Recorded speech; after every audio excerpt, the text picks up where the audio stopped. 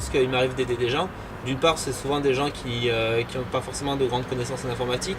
Donc, alors, ça implique soit qu'il faille que je me déplace, ce qui n'est pas forcément toujours possible, soit que j'essaie de les aider par téléphone, ce qui est en général toujours très compliqué, puisqu'on n'a pas forcément le même écran en face de soi, et la personne ne prend pas forcément le même langage entre, on va dire, le spécialiste et le néophyte.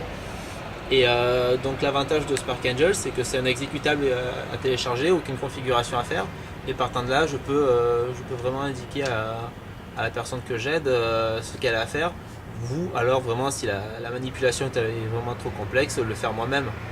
C'est un nouvel outil très utile dans le monde des outils de prise à distance des ordinateurs, autre que VNC qui est l'outil le plus connu actuellement, mais qui impose un paramétrage très précis tant au niveau d'ouverture des ports que de toute façon il faut connaître l'adresse IP à la fois du destinataire et de l'émetteur en fait, de la prise de contrôle.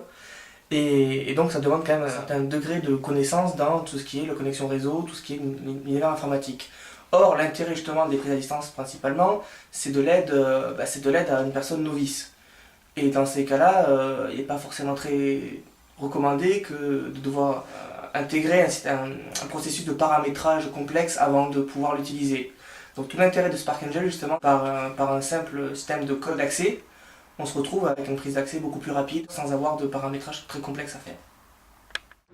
Bon, ce qui est intéressant avec Spark Angel, c'est le principe de la souris pédagogique, puisqu'avec cela, la personne qui est aidée peut être juste poussée sur la voie, indiquer les démarches à suivre, plutôt que d'assister, on va dire, de façon passive à sa souris qui bouge toute seule, dirigée par l'expert, et auquel elle ne comprend pas grand-chose. Grâce à ça, on a une démarche un peu plus pédagogique dans l'aide, du moins par rapport à d'autres solutions où c'est uniquement de la prise de contrôle. Spark Angel, en plus, est une solution totalement nouvelle. Là où beaucoup de ses concurrents ne sont que des surcouches de VNC, ils utilisent les mêmes protocoles, les mêmes services, etc. proposés par VNC. Et donc, d'une part, la licence n'est pas forcément toujours respectée. Et deuxièmement, si jamais une faille est découverte dans VNC, tous les concurrents seront impactés.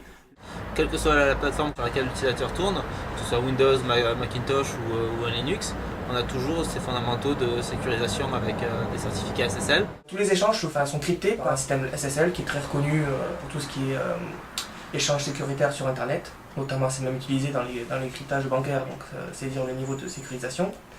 Le launcher Java utilisé est signé par une autorité de confiance reconnue d'Internet. Donc il est très facile de vérifier que ce qu'on télécharge et ce qu'on va utiliser est bien l'application originelle et n'a pas été trafiqué. On est sûr que tout ce qu'on reçoit et tout ce qu'on envoie est bien reçu par la bonne personne ou est bien envoyé par la bonne personne. Donc il n'y a aucune perte d'information et pas de prise de contrôle possible des flux transmis.